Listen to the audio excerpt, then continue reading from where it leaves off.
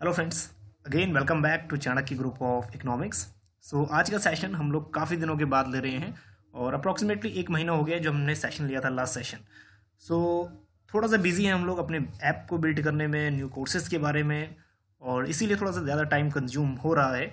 सो अभी 24th को exam है तो हम लोगों ने 50th MCQs की, ठीक है, 50 मोस्ट इंपॉर्टेंट MCQs की सीरीज़ फिर से स्टार्ट की है। कोशिश करेंगे कि मैक्सिमम 2 और 3 दिन जितने ही बचे हैं अभी, अगर हम बात करें 21, 22, 23, 3 दिन हैं आपके पास, तो 3 दिन में मैक्सिमम क्वेश्चंस हम आप तक पहुंचा सके।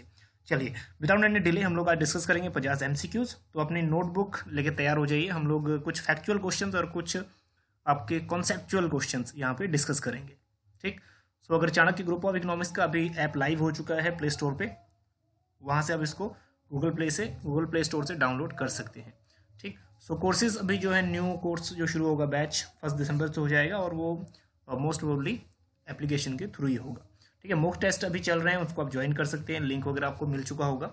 और कुछ मॉक टेस्ट फ्री हम लोग इंट्रोड्यूस करेंगे। अभी एक छोटा सा आपको एक टेस्ट मिलेगा, लेकिन वो ज़्यादा लेंथी नहीं है। फ्री मॉक टेस्ट हम लोग भी डालेंगे बहुत जल्द, ठीक है। और स्टडी मटेरियल वगैरह कुछ एक्सेस कर सकते हो, कुछ अभी अपलोड हो चुका है, कुछ टाइम टू टाइम होता रहेगा फ्री एक्सेस के लिए भी। सो क्वेश्चन हम स्टार्ट करते हैं पंजाब कॉलेज लेक्चरर से। पंजाब कॉलेज लेक्चरर का जो एग्ज़ाम है ये हुआ था 20 नवंबर को, ठीक है। अगर आपको इसका डिटेल एनालिसिस वीडियो चाहिए, वो आपको कल या फिर शाम तक शायद अपलोड हो जाएगा। उसका डिटेल भी आप लोग देख सकते हैं अगर आपने एग्ज़ाम दिया था। तो क्वेश्चन नंबर 1 है, what is the probability of getting at least 2 tails. यहाँ पे आपको नोटबुक की जरूरत पड़ेगी, तो सेशन थोड़ा सा लंबा होने वाला है, अपने पास नोटबुक रखिएगा। एटलीस्ट 2 टेल्स आने की क्या प्रोबेबिलिटी है? If 3 fair coins are tossed, 3 coin toss किए हैं, क्या प्रोबेबिलिटी कि एटलीस्ट 2 टेल्स आ जाएं, ठीक है। तो इसके लिए आपको नोटबुक की जरूरत पड़ेगी। तो इसमें जो प्रोबेबिलिटी का मेथड है वो आपको यूज करना पड़ेगा, दैट इज m/n, ठीक है। Number of favourable cases upon number of total observation. तो इसको आप लोग सबसे पहले जो प्रोबेबिलिटीज बन सकते हैं, पहले प्रोबेबिलिटी सेट करो कि क्या हो सकता है। देखो, पहला टॉस अगर हम करेंगे, प्रोबेबिलिटी हो सकती है कि तीनों हेड हेड आए।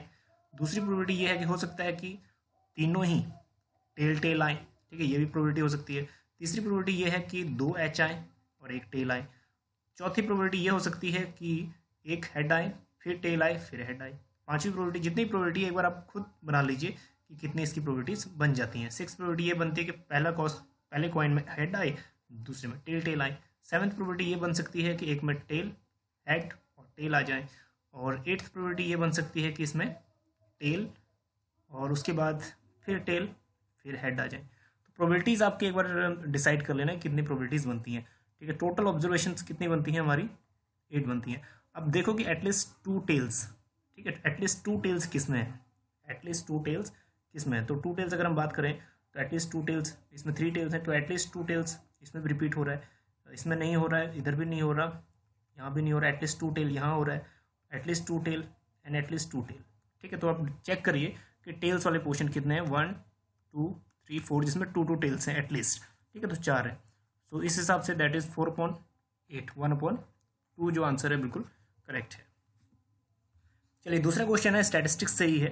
The 95% confidence interval for population mean is given by, ठीक है। इजी क्वेश्चन है। अगर आप लोग देखोगे तो जो इसके सिग्निफिकेंस है, कॉन्फिडेंस सिग्निफिकेंस, इसको देख लेना। सो जो करेक्ट आंसर है that is mean plus minus 1.96 ST। Question number 3 है, a market with only 1 buyer and only 1 seller is known as. थोड़ा सा इजी लेवल की क्वेश्चनिंग भी है और थोड़ा हार्ड लेवल की क्वेश्चनिंग है। पहले हम लोग थोड़े से क्वेश्चन डिस्कस कर लेते हैं शुरू में, जो पंजाब लेक्चरर में आए हुए हैं, तो आपको एक आइडिया भी हो जाएगा कि अदर जो स्टेट एग्जामिनेशन है या फिर अगर यूजीसी नेट में है, तो यूजीसी नेट में थोड़ा लेवल हाई रहता है इससे। So market with 1 buyer and 1 seller, ठीक है, तो हम लोग उसको क्या टर्म देंगे? करेक्ट है, जिसका भी आंसर बायलेटरल है बिल्कुल करेक्ट है। मोनोपोसोनी में हो गया सिर्फ 1 सेलर, दैट इज 1 बायर, ठीक है। और ओलिगोपोली में आपको पता ही है, ओनली फ्यू बिग सेलर्स। सो जो करेक्ट आंसर है that is bilateral. Okay, question number 4, in CES production function elasticity of substitution is, ठीक है। Elasticity of substitution CES production function में 2 प्रोडक्शन फंक्शन काफी इंपॉर्टेंट है, एक कॉप डॉगलस प्रोडक्शन फंक्शन और एक CES प्रोडक्शन फंक्शन। हमेशा यूजीसी नेट में भी यहाँ से पूछेगा, तो इसको सुपर श्योर कैटेगरी में रखिएगा क्योंकि ये आएगा ही आएगा, ठीक है। CES प्रोडक्शन पूछ रहा है, अगर आपको फुल फॉर्म है इसकी तो आपका आंसर निकल आएगा। फुल फॉर्म क्या है इसकी? CES की कांस्टेंट इलास्टिसिटी ऑफ सब्स्टिट्यूशन, ठीक है। सो ये बिल्कुल करेक्ट है। चलिए fifth one, a family of parametric distributions which has a mean equals to its variants. अभी पूछ रहा है पैरामेट्रिक डिस्ट्रीब्यूशन में मीन और वेरिएंस किस में बराबर है। ठीक है, मीन्स और वेरिएंस इक्वल टू किस में होता है, मीन जीरो वेरिएंस जीरो किस में होता है, पॉइजन में। ठीक, बाकी अगर हम नॉर्मल डिस्ट्रीब्यूशन की बात करें, नॉर्मल डिस्ट्रीब्यूशन में मीन की वैल्यू जीरो और वेरिएंस की वैल्यू दैट इज वेरिएंस की वैल्यू 1 आ जाता है। ठीक है, तो वैल्यू से पता कर लीजिएगा, so it is Poisson. Question number 6 है, what is the value of skewness. ये पेपर 2 में बहुत बार आ चुका है, यूजीसी नेट में भी। What is the value of skewness for a normal distribution. Normal distribution में स्क्यूड कितनी होती है, स्क्यूनेस कितना होता है। ठीक, तो नॉर्मल डिस्ट्रीब्यूशन है, बेल शेप्ड है, इसमें स्क्यूनेस कहाँ होगा, स्क्यूनेस कुछ नहीं होता, ना राइट टेल ना left tail, so answer is 0। चलिए question number 7, under the linear programming LPP model, linear programming, if the objective function of a primal involve maximization, primal use होता है मैक्सिमाइजेशन के लिए, तो पूछ रहा है कि ड्यूअल किसके लिए होता है, ड्यूअल विल इन्वॉल्व, तो ड्यूअल किसके लिए इन्वॉल्व होता है या किसके लिए यूज होता है, that is use for optimisation. ठीक है, ऑप्टिमाइजेशन। चलिए क्वेश्चन नंबर 8, ISLM फ्रेमवर्क बहुत इंपॉर्टेंट है, फ्लिप कर्व बहुत इंपॉर्टेंट है, इसके साथ साथ ये क्वेश्चंस हमेशा ही आएंगे, सुपर शॉर्ट कैटेगरी में रखिएगा ISLM को, फ्लिप कर्व को। ठीक है, हमेशा ये क्वेश्चंस आते हैं मैक्रो इकोनॉमिक्स में से। चलिए, under the conventional ISLM model exogenous expansion of money supply, क्या था, मनी सप्लाई का एक्सपेंशन हुआ है। अब थोड़ा सा सोचिए, अगर मनी सप्लाई का एक्सपेंशन हुआ है तो कौन सा कर्व की मूवमेंट होगी, IS की होगी या LM की होगी। फिर उसको एक्सप्लेन भी कर रहा है, यही नहीं, वो फिर आगे बोल रहा है without any change in government expenditure and taxation, बल्कि जो IS कर्व है आपका, IS कर्व से जुड़ा हुआ है ना, गवर्नमेंट एक्सपेंडिचर और टैक्सेशन, तो ये क्या रहेगा, कांस्टेंट रहेगा। बस आपका आंसर बिल्कुल नहीं निकल जाएगा, क्योंकि IS कर्व की तो मूवमेंट बंद होगी, क्योंकि without any change in government और expenditure, government expenditure and taxation. ठीक है, तो rate of interest and income और IS curve and LM curve. ठीक है, LM कर्व, तो IS कर्व की मूवमेंट तो कांस्टेंट रहेगी, मनी सप्लाई के इंक्रीज होने से जो LM कर्व शिफ्ट कहाँ करेगा, करेक्ट, शिफ्ट करेगा फॉरवर्ड। तो फॉरवर्ड शिफ्ट कर रहा है तो क्या हो रहा है, पहले रेट ऑफ इंटरेस्ट ये था R और Y, अब हो रहा है रेट ऑफ इंटरेस्ट इस लेवल पे, दैट इज E2 E1। तो अब चेक करिए कि level of rate of interest क्या हुआ, फॉल हुआ, और लेवल ऑफ आउटपुट क्या हुआ, इंक्रीज हुआ। सो दैट इज, अब ऑप्शन देख लीजिए कहाँ करेक्ट है, that is fall in interest rate and rise in output is correct. Good. चलिए next question, theory of circular causation. Circular causation paper 2 में ये रिपीट होता था क्वेश्चन, डायरेक्ट क्वेश्चन है। ठीक है, सर्कुलर कॉजेशन थ्योरी किससे जुड़ा हुआ है, दैट इज गुनर मेडल। चलिए, और ज्योग्राफिकल ड्यूअलिज्म कॉन्सेप्ट किससे जुड़ा हुआ है, थोड़ा कमेंट करेंगे कि ज्योग्राफिकल ड्यूअलिज्म, ठीक है, कॉन्सेप्ट किससे जुड़ा हुआ है। चलिए क्वेश्चन नंबर 10, फ्लिप कर्व का क्वेश्चन भी वहां पे आया हुआ है, that is flip curve, if flip curve phenomena hold then. जब फ्लिप कर्व में आप लोग क्या पढ़ते हो, सिंपल पूछ रहा है फ्लिप कर्व किस चीज का रिलेशनशिप बताता है। ठीक, तो कुछ क्वेश्चंस आपको जो ऑप्शंस है ना इररिलेवेंट लगेंगे, तो इररिलेवेंट, चलिए एक बार ऑप्शंस पढ़ लीजिए तो आपको सारी चीज क्लियर हो जाएगा फ्लिप कर्व से रिलेटेड। चलिए राइट आंसर की तरफ चलते हैं। सो दैट इज, ये रिलेशनशिप किसके बीच का है, रिलेशनशिप बिटवीन मनी सप्लाई, या फिर हम कहें इन्फ्लेशन, या फिर इस साइड में हम लोग वेजेस भी डाल देते हैं, प्राइस भी डाल देते हैं, इन्फ्लेशन भी डाल देते हैं, और एक्स एक्सिस पे हम लोग अनएम्प्लॉयमेंट को मेजर करते हैं। फिर फ्लिप कर्व डाउनवर्ड, और जब 5.5% अनएम्प्लॉयमेंट रेट आता है तो ये इसको क्रॉस कर देता है यहाँ से। ठीक, सो जैसे ही आप लोग प्राइस या वेजेस कम होंगे तो इन्फ्लेशन रेट और दैट इज अनएम्प्लॉयमेंट रेट बढ़ेगा, और एंड वाइस वर्सा। ठीक है, इसके विपरीत। So for in unemployment rate, जैसे अनएम्प्लॉयमेंट रेट कम होगा तो हम लोग क्या देखेंगे, that will associate with high inflation. हम लोग देखेंगे तो जो इन्फ्लेशन है, जो प्राइस है, वो अप हो जाएंगे। So that is first one is correct. चलिए question number 11, under the classical economic thinking the amount of saving in an economy is a function of which of the following. एक video आपको मिलेगा जो हमने बहुत initial बनाया, जो अपने चैनल स्टार्ट किया था 2018 में। ठीक है, फैब 2018 में स्टार्ट किया था हम लोगों ने चैनल, तो वहाँ पे आपको स्टार्टिंग में ही एक वीडियो मिलेगा जिसमें कंपैरिजन है। अगर नहीं देखा तो देख लेना, वीडियो की प्लेलिस्ट में जाके एक बार देख लीजिएगा। ठीक है, उसमें एक साइड आपको केंजियन का मिलेगा और एक साइड आपको क्लासिकल का व्यू मिलेगा, उसमें सभी चीज़ें दी हुई हैं। सो क्लासिकल के अकॉर्डिंग कहता है रेट ऑफ सेविंग डिटरमाइन किससे होगा, ठीक है, रेट ऑफ सेविंग किससे डिटरमाइन होगा, रेट ऑफ इंटरेस्ट से। अब एक क्वेश्चन और यहाँ शामिल कर रहे हैं, अकॉर्डिंग टू केंज, अगर मैं इसको यहाँ पे लिखता अकॉर्डिंग टू केंज, ठीक है, क्लासिकल के अकॉर्डिंग अगर हम लिख देते हैं यहाँ पे Keynes, saving is equal saving in an economy function of, ठीक है, केंज के अकॉर्डिंग किसका होता, इस ऑप्शन में नहीं है, इस ऑप्शन से बाहर है। चलिए अगर इस ऑप्शन में मिलता है तो ढूंढ लेना, ठीक है, अगर मिल जाएगा वैसे इस ऑप्शन में भी, सो कमेंट करेंगे फिर हम आंसर की तरफ बढ़ेंगे, ठीक। सो दैट इज करेक्ट है, जिसने भी इनकम आंसर दिया है वो करेक्ट है। केंज के अकॉर्डिंग क्या है, सेविंग डायरेक्टली रिलेटेड है इनकम से। और केंज के अकॉर्डिंगली और बता दीजिए, अगर पढ़ने के मोटिव से आए हैं हम लोग, एक चीज़ और सीख लेते हैं। केंज के अकॉर्डिंग ही जो इन्वेस्टमेंट होता है, इन्वेस्टमेंट फंक्शन किस चीज़ का होता है, investment is a function of, investment जो है वो किस पे डिपेंड करता है, करेक्ट, रेट ऑफ इंटरेस्ट और MEC, इसका भी आंसर करेक्ट है बिल्कुल, मार्जिनल एफिशिएंसी ऑफ कैपिटल। बहुत बढ़िया। चलिए question number 12, the main characteristics of public goods are, बहुत बार रिपीट हुआ है क्वेश्चन, बहुत बार इस टाइप के क्वेश्चन आते हैं, पब्लिक गुड्स, प्राइवेट गुड्स। ये फ्री आपको लेक्चर मिल जाएगा, पब्लिक जो आप लोग पब्लिक फाइनेंस में फर्स्ट या सेकंड टॉपिक मिलेगा आपको, private goods, public goods, merit goods, आजकल यहाँ से बहुत क्वेश्चनिंग आ रही है, ठीक। तो कैरेक्टरिस्टिक्स एक नॉन एक्सक्लूडेबल है, हम मना नहीं कर सकते किसी को, नॉन राइवलरी है, ठीक है, आपके कंज्यूम करने से दूसरे कंजप्शन में कम नहीं होने वाला पब्लिक गुड्स, ठीक है। सो A और B बिल्कुल करेक्ट आंसर है। Next question number 13, sharing of central tax revenue between central and state, central और स्टेट के बीच में टैक्सेशन का जो शेयरिंग होता है वो कौन सी बॉडी डिटरमाइन करती है, determined by which constitutional body, ठीक है। तो शेयरिंग का जो स्टेट का है या फिर सेंट्रल का है, टैक्स शेयर कौन करता है, इजी क्वेश्चन है, that is central finance commission. एक क्वेश्चन और इससे जुड़ा हुआ है, central finance commission was set up article, which article, ठीक है, किस आर्टिकल के थ्रू, आर्टिकल बताएंगे वो आर्टिकल कौन सा है। चलिए जो राइट आंसर है वो एक बार देख लीजिए, फ्रीक्वेंट आंसर जो होगा वही सही होगा, जो ज़्यादातर लोग कमेंट कर रहे हैं, राइट, 280 कॉन्स्टिट्यूशनल आर्टिकल।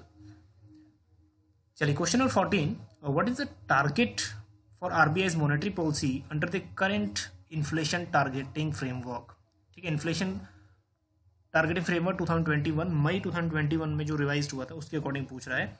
सो CPI इन्फ्लेशन जो करेक्ट आंसर है दैट इज 4% विद ±2%, ठीक है। चलिए question number 15, which is the authority entrusted with responsibility of setting policy rate for conduct of monetary policy in India, इनमें से कौन सी बॉडी ऐसी है जो मॉनेटरी पॉलिसी के लिए रिस्पॉन्सिबल है, ठीक है, मॉनेटरी पॉलिसी के लिए जो रिस्पॉन्सिबल है उसको पूछ रहा है। मिनिस्ट्री ऑफ फाइनेंस तो ऐसा काम करता नहीं है, प्रेसिडेंट ऑफ इंडिया ऐसे काम ये भी नहीं करते, तो बचे क्या, दो ऑप्शन, RBI गवर्नर और RBI monetary policy. RBI governor अकेला ये काम करता नहीं है, तो राइट आंसर क्या होगा, RBI monetary policy, that is MPC, bilateral, that is by monthly monetary policy जिसको हम बोलते हैं। चलिए क्वेश्चन नंबर 16, थोड़ा ओपन एंडेड क्वेश्चन है। COVID-19 had cause severe economic contraction of the economy in 2020-21, सबको पता है इससे काफ़ी डिस्ट्रक्शन या फिर इकोनॉमी में काफ़ी स्लो डाउन आ गया था। Using aggregate demand aggregate supply framework, answer which of the following best explain the economic contraction, economic contraction जो हुआ था क्यों हुआ था ये पूछ रहा है, ठीक। पहला ऑप्शन दे रहा है कि एडी कर्व शिफ्ट लेफ्टवर्ड, क्या एग्रीगेट डिमांड कर्व बैक चला गया था, फिर पूछ रहा है short run aggregate supply curve shift leftward हो गया था, फिर पूछ रहा है क्या दोनों हो गया था, या फिर long run ES curve shifted leftward, ठीक है। तो जो राइट आंसर है, एग्रीगेट डिमांड भी कम हो गया था और एग्रीगेट सप्लाई भी, क्योंकि प्रोडक्शन भी नहीं हो रहा था, ठीक है। तो जो B ऑप्शन है बिल्कुल, दैट इज C ऑप्शन है, करेक्ट है। चलिए next one, question number 17, question number 17, with reference to Gini coefficient consider the following statement. Gini coefficient बहुत इंपॉर्टेंट है आपका ग्रोथ एंड डेवलपमेंट का, गिनी कोएफिशिएंट, लॉरेंज कर्व, इनको अच्छे से स्टडी कर लेना। सो गिनी कोएफिशिएंट आपको कॉन्सेप्ट आ चुका होगा अभी तक। So it can be use to measure the wealth distribution among the population, ठीक है। हम लोग क्या करते हैं, इनइक्वालिटी मेजर कर रहे हैं, it can be use to measure wealth distribution, कि किस पॉपुलेशन में कितना वेल्थ डिस्ट्रीब्यूशन हुआ, करेक्ट है स्टेटमेंट।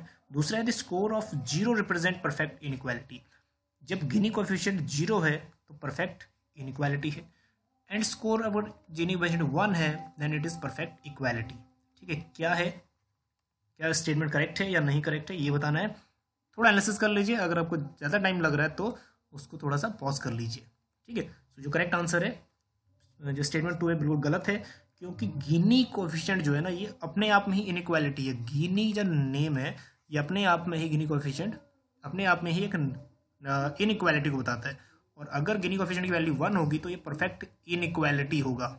एक बात ध्यान देना, ये परफेक्ट इनइक्वालिटी, ठीक है। तो यहाँ क्या कर रहा है, इफ 0 इज परफेक्ट इनइक्वालिटी, बल्कि जब 1 होगा तब परफेक्ट इनइक्वालिटी आएगा, राइट। और जब ये 0 होगा तो परफेक्ट इक्वालिटी आएगा। बस इस बात का ध्यान देना, ठीक है। ये बहुत बार पूछा गया है। और अगर 0 होगा तो वो क्या होगा, परफेक्ट इक्वालिटी।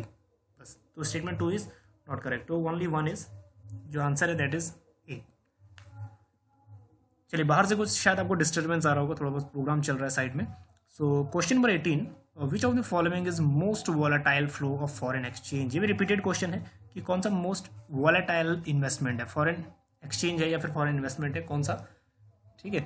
सो वॉलेटाइल जो बहुत जल्दी चेंज होता रहता है, ऊपर नीचे। सो जो करेक्ट आंसर है that is foreign portfolio investment, क्योंकि रियल इन्वेस्टमेंट तो है नहीं, ये फाइनेंशियल इन्वेस्टमेंट है। फॉरेन पोर्टफोलियो इन्वेस्टमेंट करेक्ट, और जिसको इंस्टीट्यूशनल इन्वेस्टमेंट भी कहते हैं। Okay, question number 19, the 15th finance commission has suggested shifting of the which of the following state subject to concurrent list. एक बहुत इंपॉर्टेंट चेंज आने वाला है 15th फाइनेंस की रिकमेंडेशन के अकॉर्डिंग, ठीक है। कौन से फैक्टर को स्टेट सब्जेक्ट से उठा के, central list, state list, concurrent list, 3 list है ना, आपको पता ही है। सो स्टेट लिस्ट से उठा के अब कंकरेंट में डाला गया है, मतलब सेंट्रल की भी रिस्पॉन्सिबिलिटी होगी और स्टेट की भी। तो हम लोग स्टेट सब्जेक्ट से अब कंकरेंट में डाल रहे हैं किसको, हेल्थ को, ठीक है। ये बात ध्यान देना, इंपॉर्टेंट है। Question number 20, in which of the following is responsible for implementation of प्रधानमंत्री जन आरोग्य योजना। स्कीम्स में से एक क्वेश्चन, ये पक्का कर लो, स्कीम में से एक क्वेश्चन आएगा, ठीक है। जो जितने भी स्कीम्स है 2021 और 20 की आराम से पढ़ लेना, आएगा क्वेश्चन, ठीक है। तो डायरेक्ट आंसर की तरफ चलते हैं। प्रधानमंत्री जन आरोग्य योजना जो रिस्पॉन्सिबल है बॉडी, वो है नेशनल हेल्थ अथॉरिटी, ठीक है, इंपॉर्टेंट है। क्वेश्चन नंबर 21, प्लान एक्सपेंडिचर क्या है, नॉन प्लान एक्सपेंडिचर क्या है, बेसिक कॉन्सेप्ट है इकोनॉमिक्स का। So what option does the central government not include in the development expenditure.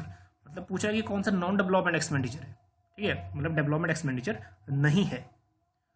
So right answer की तरफ बढ़ते हैं। आप लोग थोड़ा सा जो राइट आंसर है उसको फ्रेम आउट करने की कोशिश करिए। So grant in aids development, expenditure on social and economic services development है, expenditure on economic services development expenditure है, डिफेंस एक्सपेंडिचर जो है ये नॉन डेवलपमेंट है, ठीक है, नॉन डेवलपमेंट। तो जो राइट आंसर है यहाँ पे डिफेंस एक्सपेंडिचर है, नॉन डेवलपमेंट एक्सपेंडिचर।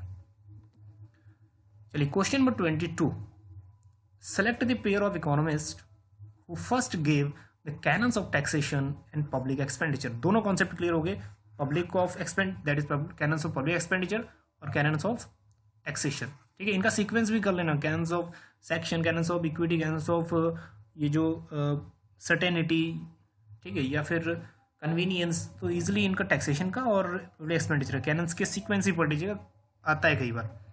तो जो राइट आंसर है that is Adam Smith and Findlay Siraj, taxation और पब्लिक एक्सपेंडिचर, ठीक। चलिए, question number 23, question number 23, which one of the following pair is not correctly matched. कौन सा पेयर इसमें करेक्टली मैच नहीं करता, ठीक है। एक बार स्टेटमेंट पढ़ लीजिए, थोड़ा सा टाइम लगेगा, ठीक। तो similarly placed person should be tax similarly, correct है। हॉरिजॉन्टल इक्विटी हम उसको बोलते हैं। Interest payment are deducted from fiscal deficit, primary deficit, correct है। Goods which are divisible and principal exclusions, उनको हम क्या बोलते हैं, प्योर पब्लिक गुड्स बोलते हैं, करेक्ट है। बचा क्या, tax on goods and services levied according to items value. State excise duty कह रहा है, लेकिन आइटम्स वैल्यू अगर हो गया तो कौन सा टैक्स हुआ वो, एक बार थोड़ा सा करेंगे। अगर आइटम की वैल्यू पे, वैल्यू के अकॉर्डिंग टैक्स इंपोज हो रहा है या फिर ड्यूटी इंपोज हो रही है, तो कौन सा टैरिफ या कौन सा ड्यूटी, ठीक है, एड वैलोरम ड्यूटी, ठीक है, करेक्ट है, ad valorem duty. So option 4 is correct here. Okay, question number 24, हम लोग तकरीबन हाफ अपनी जर्नी कंप्लीट कर चुके हैं अभी तक। So lessor and lessee is a relationship between a bank and its customer in which of the following regard, ठीक है, किससे रिलेटेड है, लेजर और लेजी, ठीक है। सो it is related with deposit lockers. So that is safe deposit locker. चलिए question number 25 थोड़ा सा कॉन्सेप्चुअल बेस्ड है। If you withdraw 1 lakh in cash from your demand deposit accounts at your bank, the immediate effect on aggregate money supply in the economy। आपके पास 1 lakh rupees हैं और 1 lakh rupees आपके account में है और उस अकाउंट में से आपने सडनली निकाल लिए। अब ये पैसा आपके पास है, ठीक है, अब ये पैसा आपके पास चला गया, ओनर के पास चला गया, तो मनी सप्लाई में क्या इफेक्ट पड़ेगा? क्या मनी सप्लाई इकोनॉमी में से तो reduce by 1 lakh rupees reduce हो जाएगा, क्या 1 लाख इंक्रीज हो जाएगा, या फिर increase it's more than 1 lakh से ज़्यादा, या इट लिव अनचेंज्ड, या मनी सप्लाई अनचेंज रहेगा? ठीक है, क्या आंसर है थोड़ा सा बताएंगे। अगर आप एक्सप्लेन कर देंगे क्यों ऐसा है तो भी बेटर है। ठीक, सबसे पहले एक बार कंपोनेंट्स बता दीजिए मनी सप्लाई के M1 के। ठीक है, M1 और M3 ज़्यादा इंपॉर्टेंट है यहाँ पे। नैरो मनी के जो कंपोनेंट है 3 कौन कौन से हैं? करेक्ट है, C+DD+OD, currency with public, demand deposit और अदर डिपॉजिट। चलिए, तो अगर डिमांड डिपॉजिट जो आपका पैसा बैंक में है ये तो ऑलरेडी सर्कुलेशन में आ गया है, तो ऑलरेडी सर्कुलेशन में, अब यहाँ से पैसा किसके पास आ गया? आपके पास आ गया, तो मनी सप्लाई तो वही रहेगा जो पहले था। ठीक है, जिसका भी आंसर डी है बिल्कुल करेक्ट है। To leave it unchanged, correct है। ठीक है, और M3 का जो कंपोनेंट वो क्या है फटाफट कमेंट करेंगे। ठीक है, C+DD+OD, एक आइटम और जुड़ जाएगा, क्या? टर्म डिपॉजिट, करेक्ट है।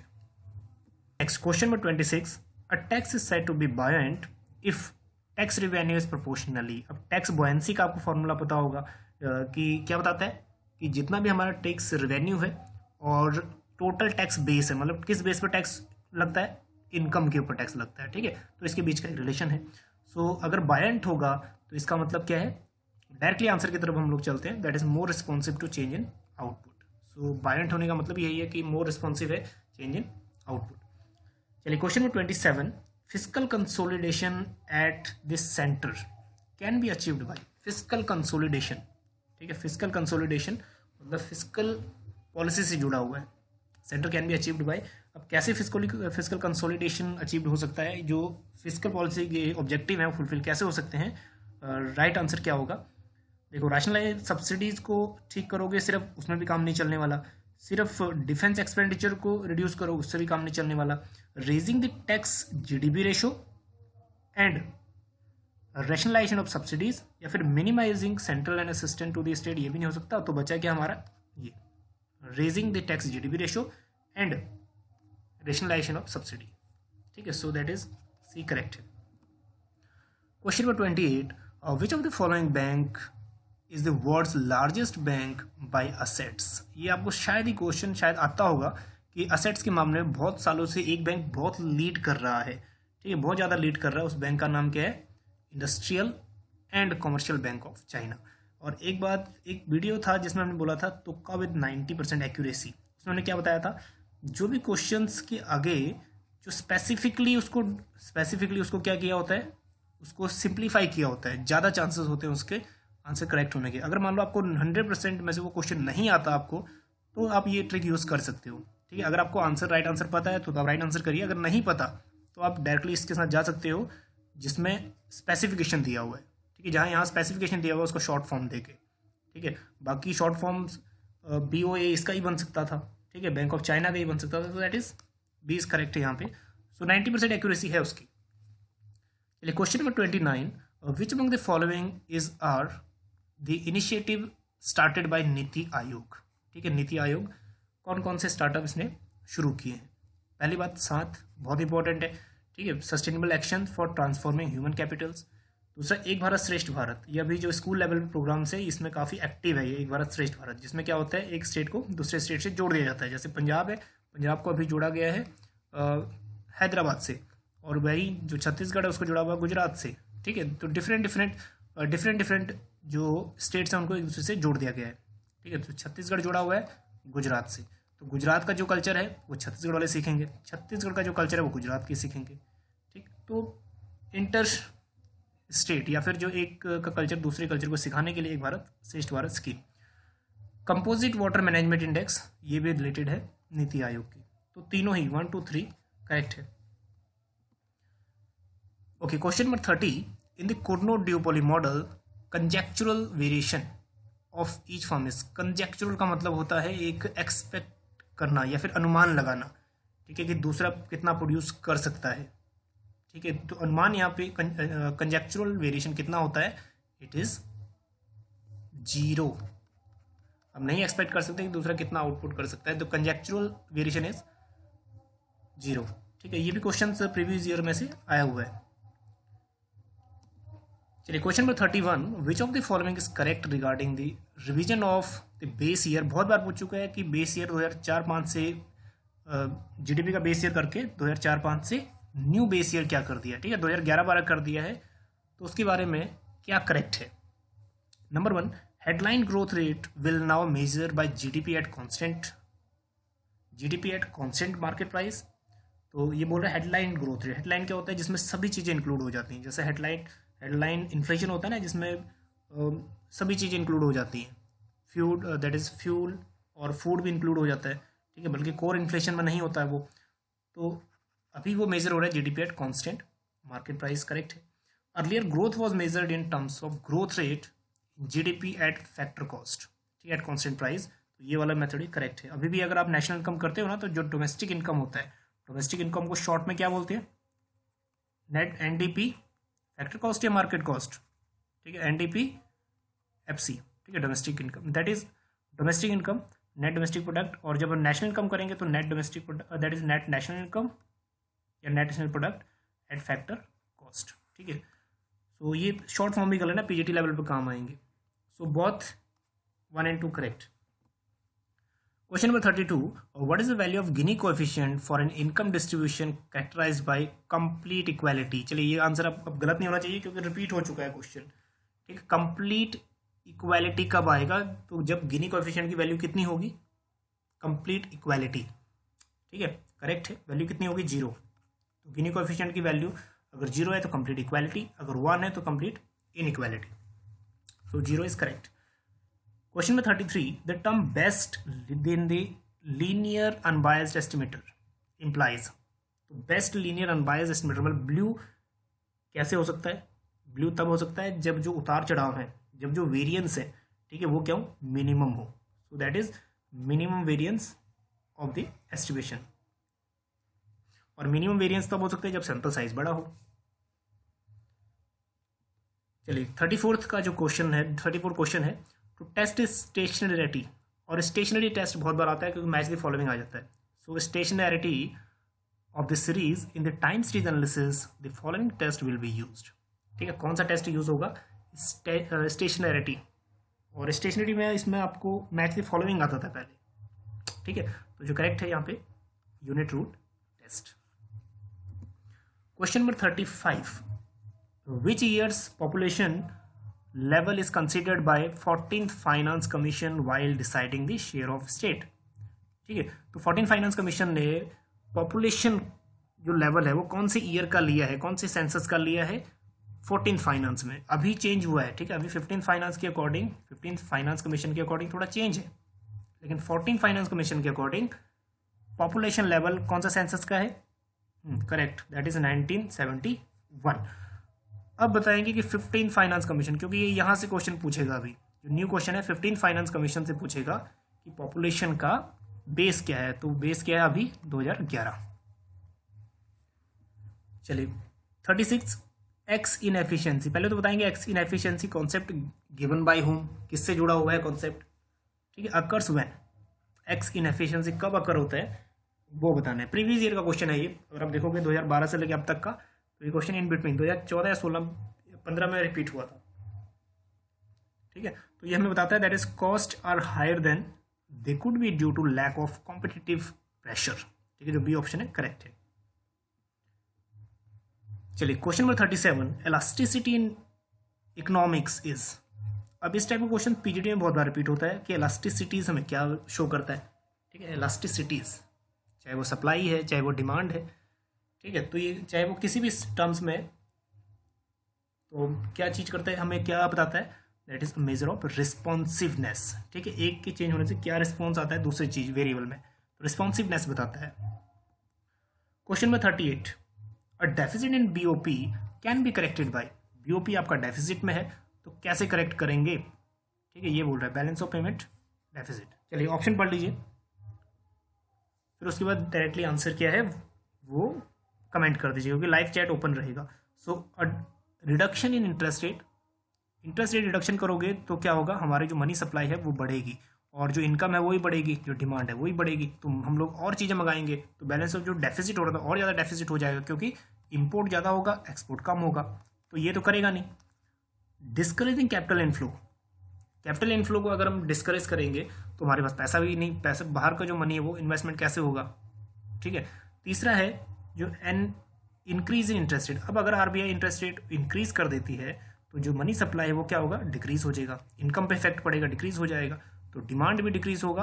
अब हम लोग क्या करेंगे, इंपोर्ट कम करेंगे, तो इंपोर्ट कम करेंगे तो डेफिसिट अपने आप ही जो करेक्ट हो जाएगा, ठीक है। तो इंपोर्ट कम होगा, और हो सकता है कि एक्सपोर्ट हम लोग बढ़ाना शुरू कर दें, क्योंकि इनकम हमें अर्न करनी है, तो एक्सपोर्ट बढ़ाएंगे तो क्या होगा, बीओपी करेक्ट हो सकता है। So that is third. Question number 39, which of the following is related to optimum currency area. ठीक है, ऑप्टिमम करेंसी एरिया कॉन्सेप्ट को पढ़ लेना, इंटरनेशनल ट्रेड का इंपॉर्टेंट कॉन्सेप्ट है, ऑप्टिमम करेंसी एरिया OCA, ठीक है। तो एक ज्योग्राफिकल एरिया है जहाँ पे सिंगल करेंसी ही सर्कुलेट होती है, और ज्योग्राफिकल एरिया है जहाँ पे सेवरल करेंसीज एक ही करेंसी में, मतलब एक्सचेंज रेट जो है वो पैक्ड हो जाते हैं, सेम एक्सचेंज रेट, और सिंगल करेंसी और packed currencies fluctuated jointly vice of with other currency के साथ जॉइंटली फ्लो करती हैं या फिर पैक्ड हो जाती हैं। So all of the above is correct. Question number 40, a monopolist maximise his profit when. अब प्रॉफिट कंडीशन क्या है, मैक्सिमाइजिंग कंडीशन क्या है, इजिली आंसर निकल आएगा, ठीक है। Profit maximising condition that is where MC equal to MR, ठीक है, और MC cuts MR from below, so that is MC equal to MR। Question number 41, what could a government do to correct the current account deficit। अब आपको पता है कि current account deficit में क्या आएगा, ठीक है, करंट अकाउंट डेफिसिट में कैपिटल इनफ्लो आउटफ्लो तो आएगा नहीं, तो क्या आएगा, करंट अकाउंट में जुड़ा हुआ बैलेंस ऑफ ट्रेड, ठीक है, या तो एक्सपोर्ट या फिर इम्पोर्ट। तो गवर्नमेंट का क्या करना है, करेक्ट करना है इस अकाउंट डेफिसिट को। तो डेफिसिट करना है तो मतलब अभी क्या है, इम्पोर्ट ज़्यादा है तो उनको कम करने, तो क्या करेगा, reduce the deficit on balance of trade, ठीक है। So option 1 is correct, balance of trade से डेफिसिट कम करेगा, मतलब एक्सपोर्ट बढ़ाएगा, इंपोर्ट कम करेगा, और बाकी ऑप्शन देख लो सब रिलेवेंट है। Reduce the repayment of loans, ये क्या आएगा, डायरेक्टली इफेक्ट नहीं कर रहा। Reduce the surplus of the capital account current account का पार्ट नहीं है। Reduction the volume of export बढ़ाना है ना कि कम करना है, ठीक है, तो first is correct. Question number 42, in the consumption function equation C is equal to 50 plus 0.8y, ठीक है, तो जो 50 है ये क्या शो कर रहा है, एक बार बताना है। वैसे जो 50 है ये क्या शो कर रहा है, करेक्ट, ऑटोनोमस कंजप्शन, इससे हमें लेना देना कुछ नहीं है। जो 0.8 है ये हमें क्या शो कर रहा है कंजप्शन फंक्शन में, करेक्ट, MPC, बस हमें यही चाहिए। MPC अगर 0.8 है तो मल्टीप्लायर की वैल्यू क्या होना चाहिए, 1/1 माइनस MPC। ऑप्शन सॉल्व, तो क्वेश्चन क्या है, सॉल्व हो गया, that is 1/1 minus 0.8, that is 5th, so D option is correct. Question number 43, the slope of production possibility curve is, बहुत ईजी है लेकिन PGT में ये क्वेश्चन आता है, ठीक है। प्रोडक्शन पॉसिबिलिटी कर्व भी that is MRT, marginal rate of transformation. एक क्वेश्चन और, what is the slope of indifference curve, ठीक है, what is the slope of indifference curve. चलिए, इंडिफरेंस कर्व के स्लोप को हम क्या बोलते हैं, MRS, marginal rate of substitution, ठीक है, for XY। So question number 44, according to new classical economist the rate of interest is determined by, ठीक है, जो न्यू क्लासिकल है उनका मैक्रो इकोनॉमिक्स थ्योरीज पढ़ लेना तो डायरेक्टली क्लियर हो जाएगा। किसकी बात करते हैं वो, लॉनेबल फंड्स की, लॉनेबल फंड थ्योरी आपने पढ़ी होगी न्यू क्लासिकल इकोनॉमिस्ट की, macro economic theory, so that is the demand and supply for loanable fund, बिल्कुल करेक्ट है। Question number 45, which of the following statement is correct regarding capital output ratio. तो दो statement दिए हुए हैं, check करना है कि कौन सा स्टेटमेंट सही है या कौन सा गलत है, या दोनों सही है या दोनों गलत है, ठीक। नंबर 1 स्टेटमेंट है, the capital output ratio shows the relationship between investment rate and GDP, ठीक है, investment rate that is capital and GDP that is that is output. ठीक है, तो करेक्ट है। Next one, the higher capital output ratio denotes higher efficiency of capital. ठीक है, ये वाला जो स्टेटमेंट है गलत है या सही है ये बताना है। तो स्टेटमेंट ये गलत है। अब इसका मतलब है जितना कैपिटल आउटपुट रेशियो हायर होता जा रहा है मतलब आपको ज़्यादा कैपिटल की जरूरत पड़ रही है आउटपुट को प्रोड्यूस करने के लिए। सो जो ऑप्शन 1 है ओनली करेक्ट है। Okay, question number 46, in consumption inferior goods have. Easy level का क्वेश्चन है लेकिन जरूरी है। Inferior goods, given goods, normal goods, और ये चीज़ें आराम से कर लेना क्योंकि इनमें से क्वेश्चंस पूछेगा। डायग्रामेटिक पूछता है। वैसे इंफीरियर गुड्स में क्या सही है इनमें से? Negative income effect, positive income effect, zero income effect, infinite income effect. ठीक है, तो जो राइट आंसर है वो क्या है? Negative income effect. Income effect negative है। और प्राइस इफेक्ट क्या है ये भी बता दीजिए। प्राइस इफेक्ट क्या रहेगा, नेगेटिव या पॉजिटिव इंफीरियर गुड्स में? Very good. तो जिसका भी प्राइस इफेक्ट नेगेटिव है वो करेक्ट है। इनकम इफेक्ट भी नेगेटिव, प्राइस इफेक्ट भी पॉजिटिव। चलिए एक क्वेश्चन और सॉल्व कर लेते हैं। अब इतना टाइम आपका लग गया है तो थोड़ा सा और कर लेते हैं। इन कोर्स ऑफ गिवन गुड्स, क्योंकि गिवन गुड्स क्या होते हैं? Best quality of inferior goods. Inferior goods ही हैं लेकिन थोड़ा पैकेजिंग करके अच्छी क्वालिटी की हमने बना दी है उसको। तो गिवन गुड्स में इनकम इफेक्ट क्या होगा? इनकम इफेक्ट, जैसे जैसे इनकम बढ़ेगी क्या आप उनको खरीदोगे? इनकम इफेक्ट क्या होगा इसमें? नेगेटिव या पॉजिटिव? इनकम इफेक्ट नेगेटिव ही रहेगा गिवन गुड्स में, बहुत ध्यान से समझ लो। और प्राइस इफेक्ट, जब हम प्राइस इफेक्ट करेंगे, प्राइस इफेक्ट गिवन गुड्स में क्या रहेगा? पॉजिटिव या नेगेटिव? प्राइस इफेक्ट रहेगा पॉजिटिव। जैसे जैसे प्राइस बढ़ेगा वैसे वैसे उनको हम लोग ज़्यादा परचेज करेंगे। प्राइस इंक्रीज तो डिमांड भी इंक्रीज होना शुरू हो जाएगा। So that is price effect positive और income effect negative in case of गिवन गुड्स। बल्कि जब क्वेश्चन के अकॉर्डिंग इंफीरियर गुड्स में पूछा है नेगेटिव इनकम इफेक्ट। चलिए क्वेश्चन नंबर 47 डायरेक्ट क्वेश्चन है। Which among the following international agencies publishes the global investment trend monitor report? ठीक है, global investment trend monitor report. ठीक है, जो राइट आंसर है that is United Nation conference on trade and development. ठीक है, तो दूसरा क्वेश्चन बिल्कुल करेक्ट है।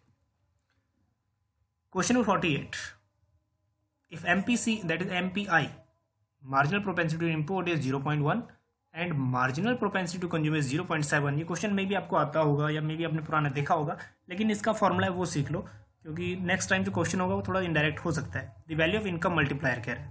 ठीक है, तो इनकम मल्टीप्लायर पूछ रहा है। एक बार इसका जो फॉर्मूला है वो कर लेना, 1/1 minus MPC plus MPI. Formula put करेंगे तो ईजिली निकल आएगा। सो 1/1 माइनस एमपीसी, एमपीसी की वैल्यू कितनी दी हुई है? 0.7 प्लस, और एमपीआई कितना दिया हुआ है? 0.1। ठीक है, तो 1 point that is -7 plus 0 point that is ये हो गया 0.6, 1/0.4। ठीक है, दैट इज 0 दैट इज 2.5। तो इस टाइप के क्वेश्चंस फॉर्मूला याद कर लेना, बहुत बार रिपीट इस टाइप के हो सकते हैं। चलिए next one, 49 question, second last question है। Consider the following statement. दो स्टेटमेंट दिए हुए हैं। Final goods purchased in an economy can be classified into consumption goods और कैपिटल गुड्स। स्टेटमेंट थोड़ा सा इजी सा ही लग रहा है क्योंकि जो फाइनल गुड्स है या तो वो कंज्यूमर हो सकते हैं या वो कैपिटल हो सकते हैं। Next, consumption goods can be further classified into consumer durable goods and non durable goods. जो कंज्यूमर गुड्स हैं वो ड्यूरेबल भी हो सकते हैं और नॉन ड्यूरेबल भी हो सकते हैं। ठीक है, तो ऑप्शन फर्स्ट भी करेक्ट है और ऑप्शन 2 भी करेक्ट है क्योंकि जो फाइनल गुड्स हैं ना, फाइनल गुड्स कंजप्शन भी हो सकते हैं और कैपिटल भी हो सकते हैं। और वैसे कैपिटल गुड्स की जो डेफिनेशन है वो कैपिटल गुड्स की डेफिनेशन क्या है कि जो हम लोग फर्दर प्रोडक्शन में यूज़ होता है। लेकिन कैपिटल गुड्स को अगर हम लोग क्या कर रहे हैं, एज अ मशीनरी आप लोग घर पे यूज़ कर रहे हो, उसको सिलाई मशीन है। ठीक है, कोई आप लोग ऐसी टेक्नोलॉजी यूज़ कर रहे हो जो अपने लिए कर रहे हो कैपिटल गुड्स, तो वो क्या है? टर्म फाइनल गुड्स ही आपके लिए। ठीक है, तो फर्स्ट एंड सेकंड दोनों ऑप्शन करेक्ट है। Question number 50, the gravity model of international trade given by whom? Gravity table या फिर gravity model, that is gravity model of international trade. ठीक है, direct option that is direct answer 1962 में जो concept दिया था Tin that is Jan Tinbergen ने, correct answer है। चलिए, तो अगर आपने इतना भी पेशेंट है आप में बहुत ज़्यादा पेशेंस है, मतलब आपकी तैयारी अच्छी चल रही होगी कि आपने इतना बड़ा सेशन, अप्रॉक्सीमेटली 50 to 55 मिनट का सेशन है, तो इसको आपने अटेंड किया। ठीक है, तो अभी तक अगर हमने प्ले स्टोर से ऐप डाउनलोड नहीं किया तो उसको कर लीजिएगा, बहुत सारी चीज़ें अभी उसमें आने वाली हैं। ठीक है, अभी नेक्स्ट बहुत जल्दी हम लोग आएंगे 50 और MCQs के साथ। मिलते हैं आपको नेक्स्ट वीडियो में, तब तक के लिए बने रहिए चाणक्य ग्रुप ऑफ इकोनॉमिक्स के साथ। अपनी तैयारी का लेवल हाई लेवल पर रखिए। ठीक है, best of luck for your 24 November exam. ठीक है, आएंगे एक और 2 लेक्चर के साथ ऐसे ही। बने रहिए चाणक्य ग्रुप ऑफ इकोनॉमिक्स के साथ। Thank you so much.